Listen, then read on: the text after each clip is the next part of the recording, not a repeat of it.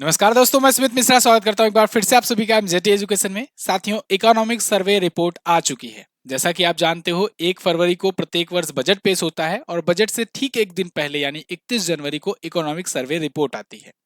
ये economic survey report chief economic adviser के द्वारा तैयार की जाती है। वर्तमान समय में डॉक्टर वी अनंत नागेश्वरन जी हैं, तो इन्होंने ये रिपोर्ट तैयार करी हुई है। बहुत ही आसान भाषा में मैं आपको समझाने वाला हूं कि इस बार के इकोनॉमिक सर्वे रिपोर्ट में क्या कहा गया है, किन चीजों पर सरकार को सलाह दी गई है और क्या क्या ये स्थिति बताए हुए हैं।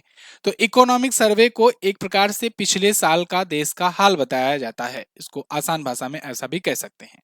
इकोनॉमिक सर्वे क्या है, बजट क्या है, दोनों में अंतर क्या है, इसको समझते हैं। पहले देखिए, बजट जो होता है ये आने वाले साल के लिए जितना भी खर्च करना होता है इसका एक ब्यौरा होता है, एक एक एक्सपेक्टेड पॉइंट्स होता है कि कहां कहां पर हमें कितना कितना खर्च करना है, एक टारगेट होता है। और इकोनॉमिक सर्वे जो होता है ये बताता है कि पिछली साल हम लोगों ने कहां कहां कितना खर्च किए, उनका क्या रिस्पॉन्स रहा और कहां पर कम करना चाहिए था, कहां पर ज्यादा कर दिए, कहां पर हमें ज्यादा खर्च करना चाहिए था, कम ही रह गया, क्या कमी रह गई, क्या सुधार करना है अगले बारे में। इन सब का पूरा डिटेल होता है इकोनॉमिक सर्वे में। आप इसको एक एग्जांपल से समझो। अगर कोई एक मान लीजिए सैलरीड पर्सन है, वो महीने के लास्ट में मान लो सैलरी पाता है, तो जब सैलरी उसको महीने के एंड में मिलनी है तो फिर वो सोचेगा ना कि अब अगले महीने में जहां जहां खर्च करना है तो थोड़ा सा एक बार बजट बना लिया जाए कि कहाँ कहाँ खर्च करना है, किस किस सेक्टर में इस महीने हमें क्या क्या लेना है, क्या क्या चीजें बनवानी है। इसके लिए एक ब्यौरा बनाता है वो महीने का।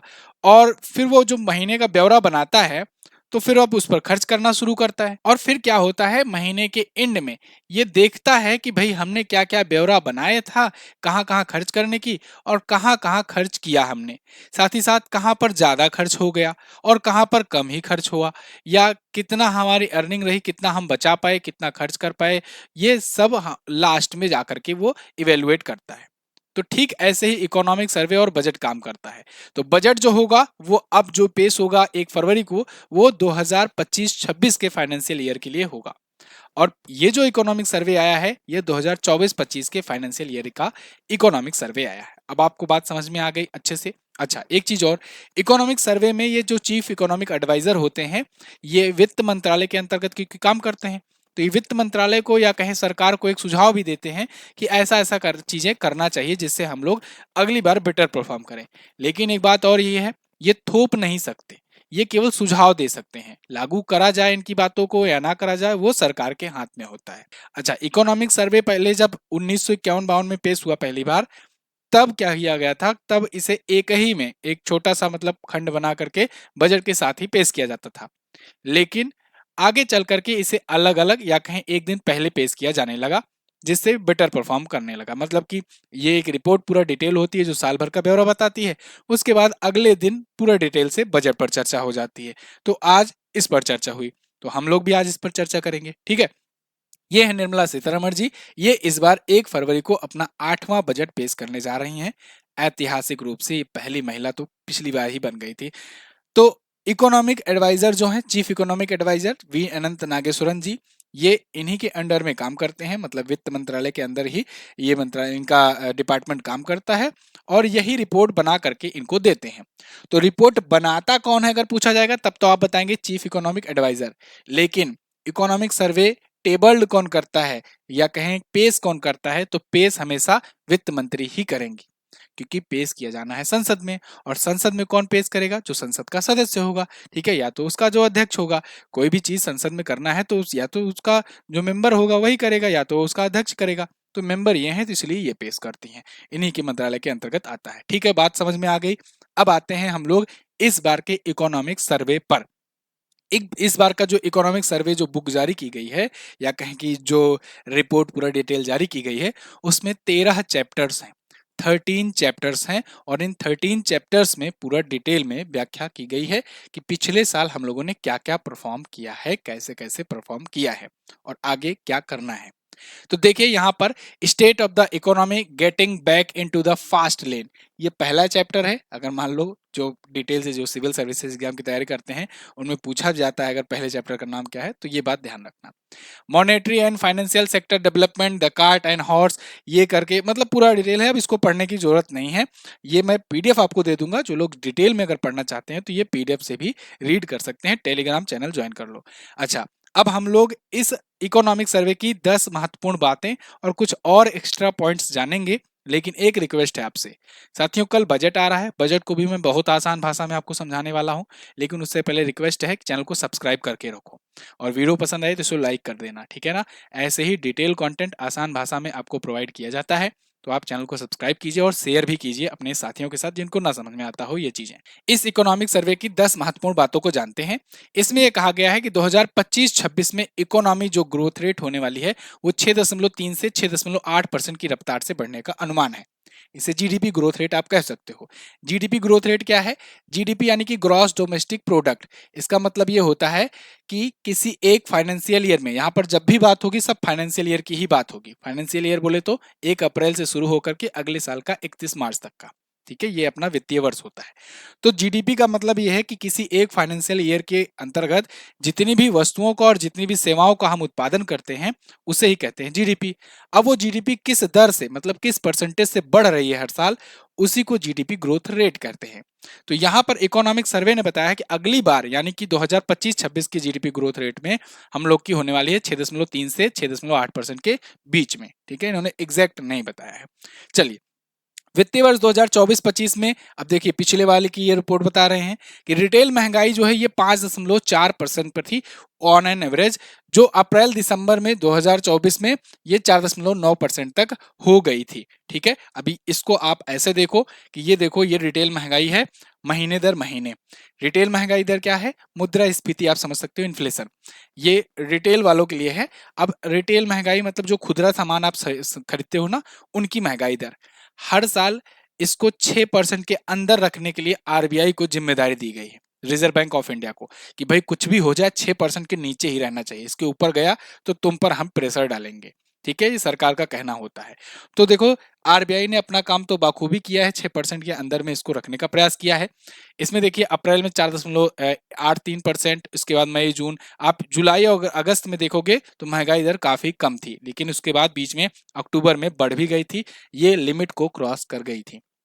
आरबीआई को यह भी कहा गया है कि 4% से 6% के बीच में रखो, कि मतलब 4% से कोशिश करो ज्यादा नीचे भी ना जाए, मतलब महंगाई हो भी, महंगाई दर बढ़नी भी चाहिए और 6% से ऊपर भी ना जाने पाए, तो इसी के बीच में आसपास में रखने का आपको प्रयास करना है। और आरबीआई काफी बार सक्सेस रहती है, खास करके इंडिया में जो सेंट्रल बैंक है आरबीआई जो है ये बहुत बढ़िया परफॉर्म की है। इसी वजह से पिछले जो थे शक्तिकांत दास जी, ये कई बार गवर्नर ऑफ द ईयर का अवार्ड भी पाए।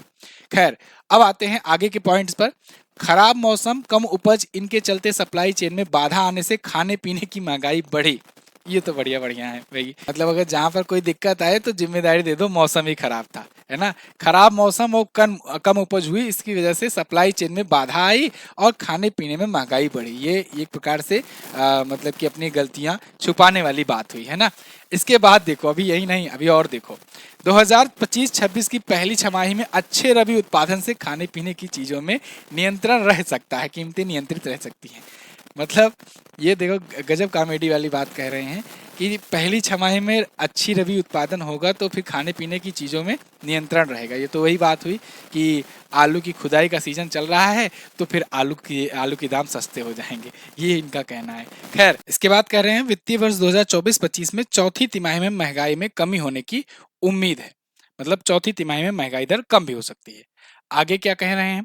आगे का कहना है कि लेबर मार्केट के हालात 7 साल में बेहतर हुए हैं। लेबर मार्केट जो है बेरोजगारी को लेकर के, फाइनेंशियल ईयर 2024 में बेरोजगारी दर गिर करके 3.2% पर हो गई है। ईपीएफओ में नेट पैरोल पिछले 6 साल में दोगुना हो गया है, जो संगठित क्षेत्र में रोजगार का एक अच्छा संकेत है। इसके अलावा एआई के चलते होने वाले बदलाव में विपरीत प्रभाव को कम करने की जरूरत है। ये सरकार को इन्होंने सुझाव दिया है कि आर्टिफिशियल इंटेलिजेंस की वजह से जो परिवर्तन देखने को मिले हैं, मतलब कि चेंजेस आ रहे हैं, रोजगार लोगों का छिन रहा है, क्योंकि आप देख रहे हो आर्टिफिशियल इंटेलिजेंस कितना बड़ा चैलेंज बनकर आया है। जो काम के लिए कई कई लोग, कई कई एम्प्लॉय रखने पड़ते थे, वो काम अब आर्टिफिशियल इंटेलिजेंस मात्र सिंगल क्लिक पर कर दे रहा है। तो आर्टिफिशियल इंटेलिजेंस की वजह से जो बदलाव आ रहे हैं, ऐसे विपरीत प्रभावों के लिए हम लोग को तैयार रहना होगा और इसके लिए सरकार को इन्होंने कहा है कि कुछ जरूरी कदम उठाने चाहिए। आपने अभी देखा कि डीप सीक आया, चाइना का डीप सीक आया और अमेरिका की मार्केट का $1 ट्रिलियन गिर गया। सोचो, इतना बड़ा लॉस हुआ वहां पर। क्यों? क्योंकि वो ओपन एआई जो चीजें, ओपन एआई का चैट जीपीटी जो चीजें बहुत महंगे महंगे सब्सक्रिप्शन में दे रहा था, वो सारी चीजें इन्होंने फ्री में दे दी चाइना के डीप सीक ने। तो इस वजह से वहां पर सब लोग पैसा निकालना शुरू किए। वो जान गए, पहले तो पैसा इसलिए लगाए थे एनवीडिया में कि समझ रहे थे कि भाई मार्केट उसका चढ़ेगा, आगे आने वाला टाइम अमेरिका का होगा। लेकिन जब डीप सीक आया तो लोगों को ये लगा ये कुछ नहीं, बस केवल ये हवा बनाए थे बस। तो इसलिए एआई जो है ये कभी भी कुछ भी बदल सकता है। इसके लिए भारत को तैयार होने की जरूरत है। भारत को विदेशी निवेश आकर्षित करने के लिए हर संभव कोशिश करनी चाहिए। जो एफडीआई है उसको ज्यादा से ज्यादा बढ़ाया जाए, ज्यादा से ज्यादा फॉरेन डायरेक्ट इन्वेस्टमेंट बढ़े, ऐसा कुछ कदम उठाना चाहिए भारत को। हालांकि भारत सरकार जो है राज्यों के साथ मिल करके कई ऐसे इन्वेस्टमेंट प्लान कर रही है। जैसे अभी आपने देखा रिसेंटली ओडिशा में, राजस्थान में ग्लोबल इन्वेस्टमेंट समिट आयोजित कराई गई, जिसमें इन्वेस्टमेंट आए। लेकिन फिर भी आपने अगर देखा होगा तो पिछले महीनों में बहुत सारे लोगों ने पैसे निकाले हैं भारत से। बहुत सारे जो फॉरेन इन्वेस्टर थे वो पैसा निकालना शुरू किए थे। इस वजह से भारत का बाजार गिरा भी था पिछले महीनों में। आप अगर शेयर मार्केट को कवर करते होंगे तो आप देखते होंगे कि 86,000 पॉइंट पर एक बार पहुंच गया था सेंसेक्स। लेकिन गिरना शुरू हुआ तो अब आज के टाइम पर ये 75,000 के आसपास में आ गया है। मतलब 10,000 पॉइंट से ज्यादा गिर गया है। ये बहुत बड़ा अमाउंट होता है। तो बहुत सारे जो इन्वेस्टर हैं वो निकाले हैं अपना इंडिया से पैसा। तो ऐसा ना हो, एफडीआई बढ़े, इसके लिए सरकार को कुछ कोशिश करनी चाहिए। इंफ्रास्ट्रक्चर के विकास में प्राइवेट पार्टिसिपेशन बढ़ाने की जरूरत है। जितना ज्यादा इंफ्रास्ट्रक्चर डेवलप होगा उतना ही देश को गति मिलेगी। इसमें अगर प्राइवेट पार्टिसिपेशन बढ़ेगा तो फिर और गति मिलेगी और ज्यादा इंफ्रास्ट्रक्चर बिल्ड होंगे। ठीक है, तो ये सुझाव दिया गया है। जैसा कि मैंने आपको पहले ही बताया कि सुझाव दे सकते हैं, थोप नहीं सकते हैं।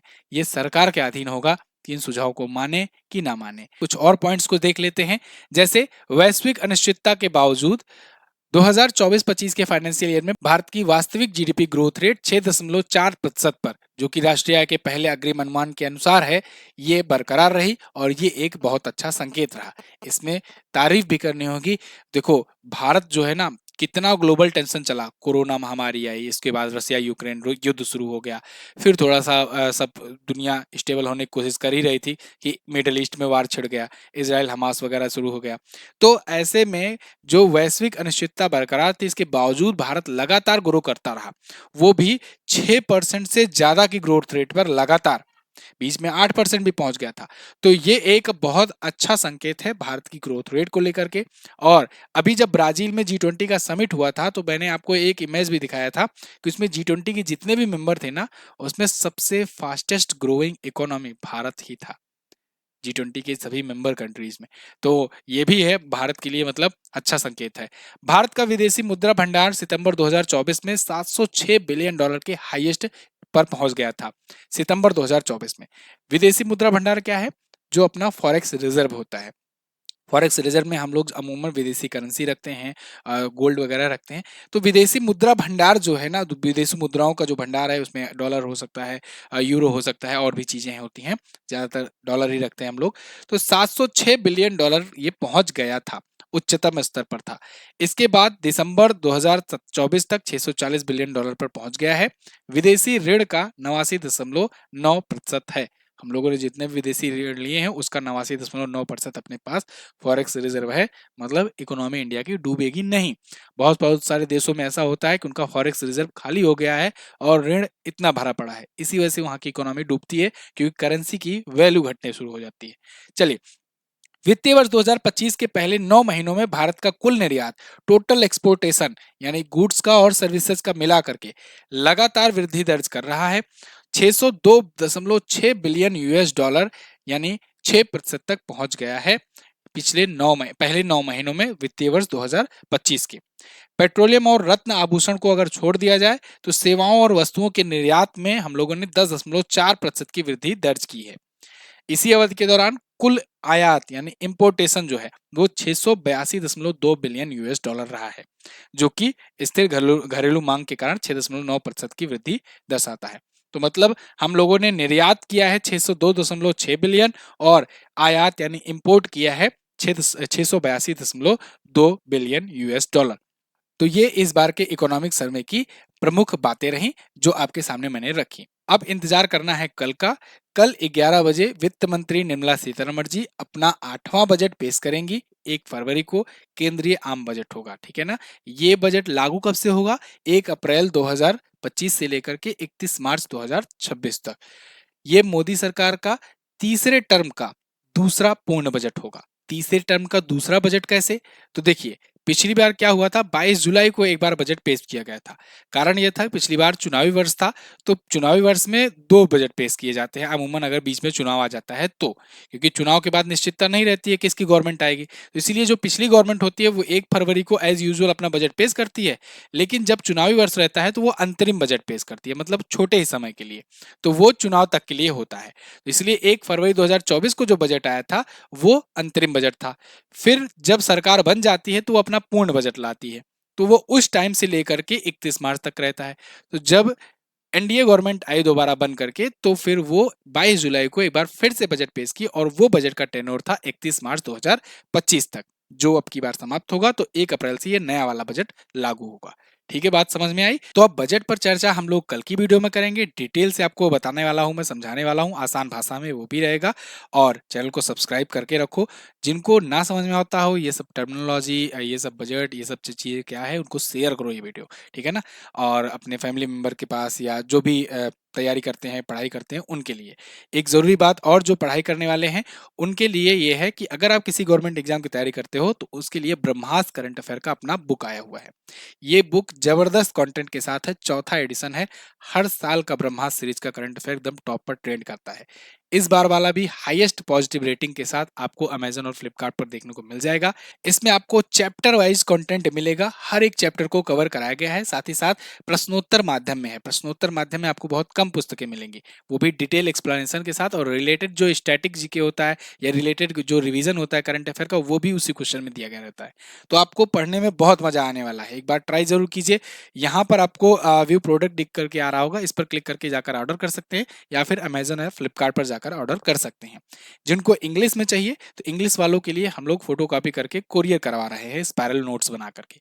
तो जिनको इंग्लिश में चाहिए वो व्हाट्सएप करें, उनको कोरियर कराया जाएगा। Thank you so much. जय हिंद, वंदे मातरम।